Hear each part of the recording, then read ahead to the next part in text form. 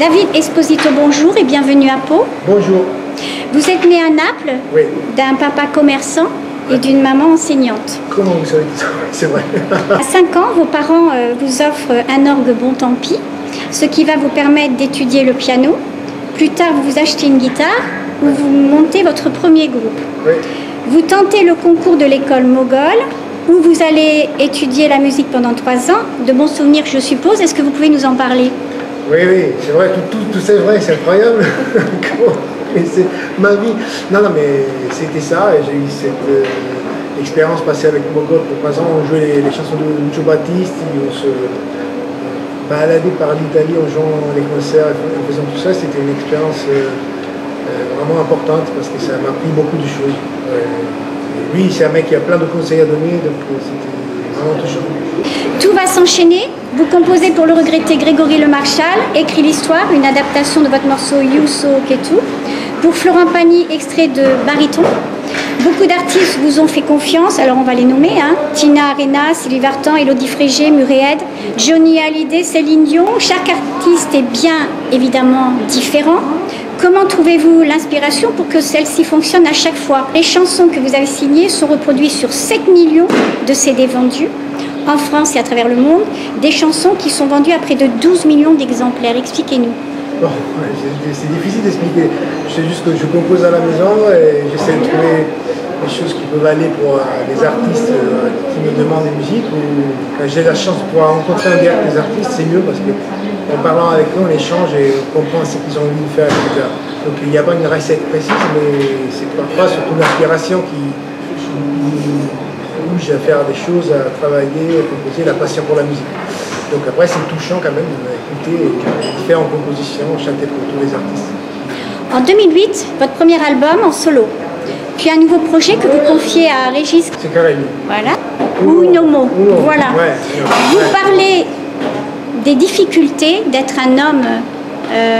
C'est si dur que ça pour être un homme aujourd'hui? Mais non, en fait, c'est dans le sens que les difficultés de la vie globalement. Oui, c'est ça. Oui, j'ai différents axes dans l'album. Il y a des choses où je parle d'un clochard, ou d'une rupture d'amour, puis de l'environnement, etc. Donc j'ai essayé de traiter différents thèmes qui me tenaient à cœur et donc qui font partie de la vie d'un homme. Voilà, c'est ça. Quelque chose qui vous tient à cœur aussi, vous, dans cet album, 2 duos, et pas des moindres, Julien Doré et la magnifique Claudia Cardinal. Ouais. J'ai eu la chance de rencontrer Claudia il y a 10 ans, presque, désormais. C'était pour un gala bénévole. Donc c'est une femme charmante. J'ai eu le courage de lui demander de chanter avec moi. Donc elle a accepté, c'était un plaisir. Elle est rentrée au studio, pointée, et c'était bien. Vous vous êtes rencontrés comment avec Claudia? Oui, dans ce gala bénévole, chaque année on va pour les enfants malades. Et donc c'était pour cette cause-là. Et on a commencé à parler, à raconter des histoires. Et elle est quand même une femme qui a plein de choses à t'apprendre, à raconter, donc c'était une rencontre incroyable. Donc après des années à exercer des talents d'auteur-compositeur, aujourd'hui vous nous sortez un album. Quand il est sorti, je dois avouer que j'ai sauté tout de suite dessus. Et une chose qui est arrivée, parce que je me suis aperçue que vous décrivez bien vos musiques, votre album, je vous assure que c'est vrai, quand je l'ai acheté, j'ai même pas lu ce que vous avez écrit à côté. J'ai pris, j'ai mis, j'écoute et je me dis, mais j'ai l'impression de partir en vacances. Je rouvre et là je me dis, je vais regarder quand même ce qu'il a écrit et c'est exactement ce que vous dites. Oui, c'est un sort de concept, une invitation au voyage à travers des musiques qui ont bercé mon enfance. J'écoutais quand je voyageais avec mes parents et ouais, j'avais envie d'en faire un vrai album avec des adaptations en italien qui ont été validées par les auteurs d'origine. Parlez-nous de cet album, ce sont des reprises, Hotel California, il y a beaucoup de choses. Mais voilà, moi je dis plutôt, je tiens à dire des adaptations parce que je fais un long travail d'écriture de texte. Adaptation. Voilà, donc j'ai proposé mes versions aux auteurs d'origine, j'ai fait à la base 30 maquettes qui ont été après validées par eux. Et c'était un long travail. J'ai pris du plaisir à faire. Combien de temps pour travailler sur un album comme celui-ci? Bon, en tout, ça fait du moment que j'ai eu l'idée, etc., c'est passé 2 ans. Il fonctionne très bien? Oui, ça va. Il y a un bon accueil du public, donc ça fait plaisir. Notamment le clip officiel que vous nous avez chanté tout à l'heure. Il s'appelle A Cavallo del Vento, c'est la version italienne de Horse with No Name, américaine. Vous avez des titres que vous préférez plus que d'autres dans cet album? Comme je disais, en fait, il y a cette chanson qui s'appelle Sailing, dont j'ai fait l'adaptation italienne qui c'est Vele, alors que j'ai rencontré Christophe Eccles il y a 2 ans sur scène, en live. Je suis en première partie de ses concerts. On s'était rencontrés dans les loges, il y a un mec super sympa, on s'était dit on va faire un truc ensemble. Et voilà, on ne l'a pas fait encore, mais moi j'ai adapté ces musiques en italien. Aujourd'hui, vous êtes produit sur Pau, Oui, Place Royale. Oui. Vous avez d'autres concerts qui vous attendent? Oui, je vais faire des concerts. En fait, je vais jouer à. J'ai des concerts je vais jouer à Besançon, puis à Nice, à Ajaccio. Et donc pour l'instant, on va faire un peu ça. Et puis pour la rentrée, on est en train d'organiser des concerts pour la rentrée. Est-ce qu'il est difficile d'écrire pour certains artistes? Non, parfois ça peut même arriver d'écrire une chanson sans savoir qui pourrait après la chanter. Donc après découvrir, tu sais pas que cette mélodie ça peut aller par exemple pour Johnny. Ouais, tu le découvres après que tu l'as fait. Comment ça s'est passé la rencontre avec Johnny ou Sylvie? C'est quand même des monuments. Et avec Johnny c'était sympa parce que j'ai coaché une fois qu'il était en studio pour enregistrer un titre en italien. Ils m'ont appelé parce qu'il avait envie de bien prononcer alors qu'il avait passé, je pense, vers les années 70 une bonne période en Italie. Et donc il m'a appelé pour ça, on s'est rencontrés, c'était super sympa. Il m'a dit, bon, alors que je sais que tu fais des compos, j'aimerais bien que tu fasses une chanson pour moi. Et après 2 ans, ça s'est concrétisé avec Christophe Miossec, on a composé cette chanson pour lui. Et Sylvie? Et Sylvie, en fait, on se rencontrait après. Donc j'ai proposé les chansons, elle a adoré, elle a chanté en italien derrière. Donc j'ai composé texte et musique de cette chanson. Et après, on a eu la chance de se rencontrer. Et elle est une femme charmante, très gentille. Bien sûr, il y a beaucoup d'artistes, tous les uns plus artistes que d'autres. Vincent Niclot. Oui, avec Vincent, c'était drôle parce qu'il m'envoie un texte de Serge Lama et il me dit est-ce que tu pourrais faire une musique? Donc c'était le mois d'août, j'étais au bord de la mer et je me suis dit ok, j'accepte ce défi, je rentre à la maison et je compose une chanson qui après c'était son premier single qui s'appelle Jusqu'à l'ivresse. Il vous arrive des fois d'être en dehors du travail, vous balader comme ça et Oui, ça arrive, souvent. Et vous savez tout de suite vers qui vous allez... Non, pas forcément. C'est plutôt une idée de mélodie ou de texte qui arrive et après, ça peut naître une chanson. Alors bien sûr, on va revenir un peu en arrière. Vous avez appris donc le piano grâce à vos parents, mais qu'est-ce qui vous a donné l'idée d'écrire, de composer?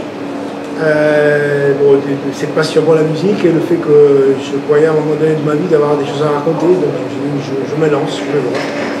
Vous chantez beaucoup de chansons d'amour. Comment vous définissez l'amour aujourd'hui, à l'heure actuelle? Ça, c'est une bonne question. C'est difficile de dire. Moi, je trouve que c'est bizarre, on en parlait tout à l'heure.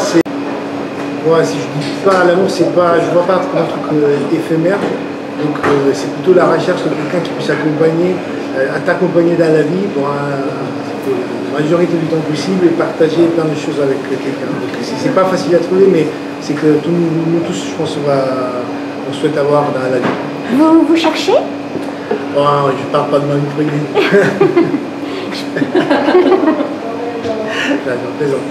Non. Ça doit arriver si ça arrive. Exactement. On laisse le temps. On laisse le temps de faire. Je plaisantais. Alors, à votre concert, à vos côtés, Cyril et Bertrand, qui ont merveilleusement joué. Vous pouvez nous en parler un peu et nous les présenter? Oui, alors Bertrand Commer, guitariste, qui joue toutes les guitares possibles du monde. Voilà. Et Cyril Barbessol, qui est très grand pianiste et comment on dit en français?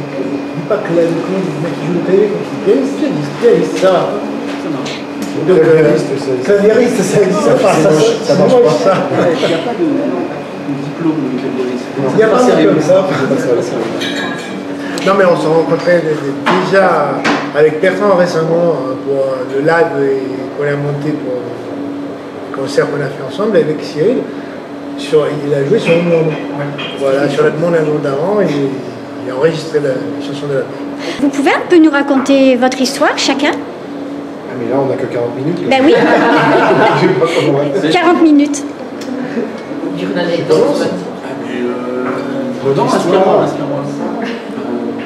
Mais dites toutes les choses que Non. vous faites, les artistes pour lesquels vous jouez. Des anecdotes sympas, les artistes qui travaillent. Ah bah non, on a des sympas, mais on ne peut pas trop les raconter dans tout. Une partie de notre vie, c'est de traverser la France très très vite et tous les 5 minutes. Quoi. Donc voilà, donc moi je vais là-bas en ce moment, et puis sinon d'autres chanteurs. Marc Lavoine, des disques, Maxime Forestier, Favorable, C'est un régal en fait. Ah oui, moi c'est le métier que je rêvais de faire quand j'étais petit. Quoi. C'est un régal. Vraiment. C'est toi Moi, oui, je suis avec, en ce moment, je fais quoi je suis en tournée avec Carla Bruni, je fais du piano et de la trompette d'ailleurs. Et je fais plein d'autres choses, des studios et tout. Le dernier disque, Reste la vous, j'ai joué un peu dessus. Et puis voilà, je connais David parce que la personne qui réalise ces disques depuis un moment déjà, qui s'appelle Régis Seccarelli, et c'est quelqu'un que je connais assez bien depuis assez longtemps, et des fois quand il réalise des albums, il appelle des musiciens dont je fais partie des fois. Et là c'était une super rencontre avec David. Et un petit peu comme pour Bertrand, hier quand j'étais à l'autre bout de la France, j'étais en Nord. Sincèrement, c'est pas pour flatter là.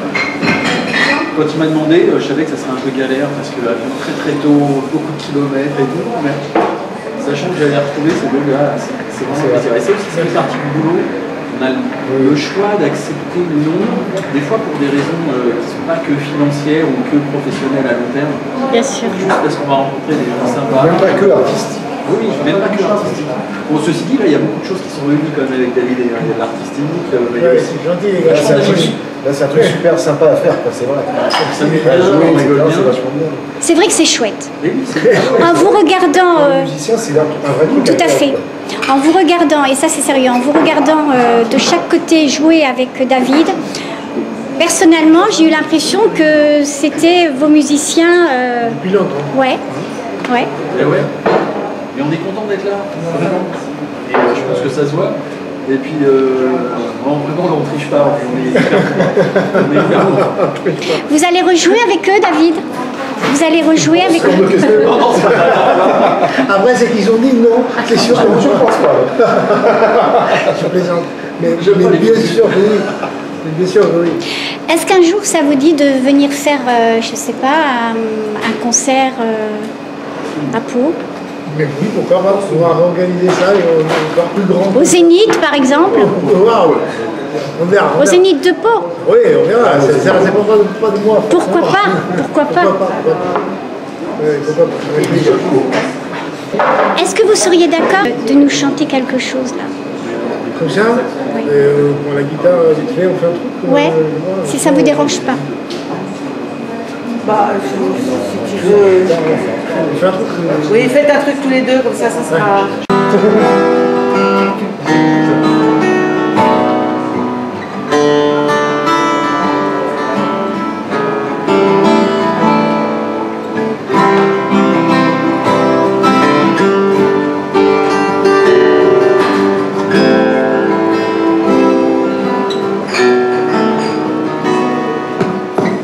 Autostrada deserta, vento fresco su me, profumo di colinitas, e l'aria si levò, e laggiù in lontananza una luce brillò, sta pesante gli occhi stanchi ormai, la notte io mi fermai, benvenuti all'Hotel California.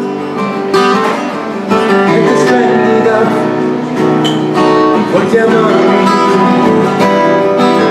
molte stanze all'Hotel California, tutto l'anno sai, tu ne troverai.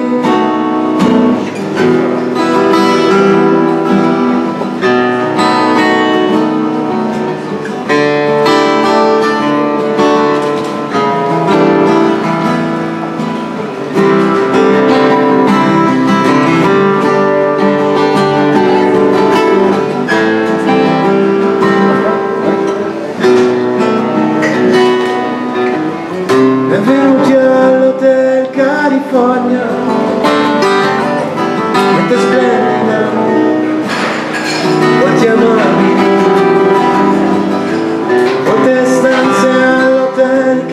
California,